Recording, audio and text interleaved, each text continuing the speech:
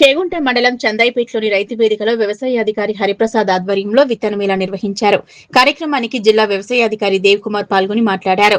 El Niño ప్రభావం వల్ల రైతులు వరి పంటలకు బదులుగా కంది, మొక్కజొన్న, వివిధ రకాల కూరగాయలు వేయాలన్నారు.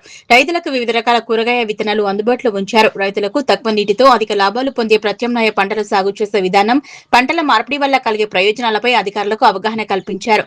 ఈ కార్యక్రమంలో sarpanch Maheshwari, market committee director Mohammed Muzammil, Annam Anjaneyulu, panchayat secretary Krishna, వ్యవసాయ విస్తరణ అధికారి దివ్య, మండలంలో ఉన్న వివిధ ఫర్టిలైజర్ యజమాన్యాలు శ్రీకాంత్, రాజు, రైతులు ఆంజనేయులు, రాజు, శోభన్ పాల్గొన్నారు. అయితే గవర్నమెంట్ ఎలినినో ప్రభావం వల్ల రైతులు అంటే నష్టపోకూడదు అంటే ముఖ్యంగా మన మెదక్ జిల్లాలో చూసినట్లయితే పంటలు సరళి ఎలా ఉంటుందంటే 3,88,000 ఎకరాలు మెదక్ జిల్లా మొత్తం సాగు చేస్తుంది. అందులో 3,15,000 ఎకరాల వరకు మనం వరి సాగు చేస్తున్నాం.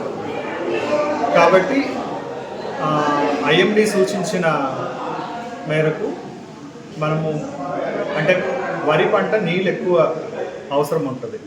అంటే మనకి ఒక ఎకరాకి కనీసము 1250 mm నీటి రిక్వైర్మెంట్ ఉంటుంది. సో అంటే మనకి పంట నాటేసినప్పటి నుంచి మనకి పంట కోత కోసే దశ వరకు సంపూర్ణంగా నీళ్ళు అవసరం. అంటే మనకిప్పుడు వర్షపాతం తగ్గినందువల్ల మనకి బోర్లు భూగర్భ జలాలు లాంటివి పోతాయి. సో మనకు బోర్ సరిగ్గా పోయేది కాబట్టి మనకి దిగుబడి తగ్గి లేదా పంట ఎండిపోయి కూడా మనకి నష్టం కలిగే అవకాశం ఉంటుంది. కాబట్టి వ్యవసాయ శాఖ ద్వారా ప్రతి గ్రామ సభలో అంటే 99 రోజుల ప్రజా ప్రణాళికలో కావచ్చు, అలాగే మన గ్రామ సభల్లో ఖేతీ బచావో అనే స్కీమ్ ద్వారా కానీ ప్రతి గ్రామ సభల్లో మేము రైతులందరికీ సమాచారం ఇచ్చింది ఏంటి అని అంటే ముఖ్యంగా మనకి ఆగస్ట్ నుంచి సెప్టెంబర్ మనకి ఎప్పుడు పంటకి నీరు అవసరం ఉంటుందో ఆ టైంలో వర్షపాతం తగ్గొచ్చు లేదా అసలే వర్షాలు రాకపోయే ప్రమాదం కూడా ఉంది. సో ఆ సమయంలో ముఖ్యంగా మనకి వరి పంట తీసుకున్నట్టయితే పిలకలు పెట్టే దశ నుంచి గింజ పాలు పోసుకునే దశ వరకు ఉంటుంది.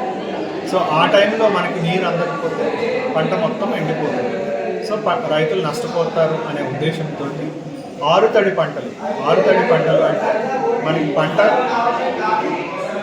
అవసరమైన మేరకు అంటే మనకి ఒక్కొక్క పంటకి కనీసం 4 నుంచి 5 తడులు అవసరం ఉంటుంది.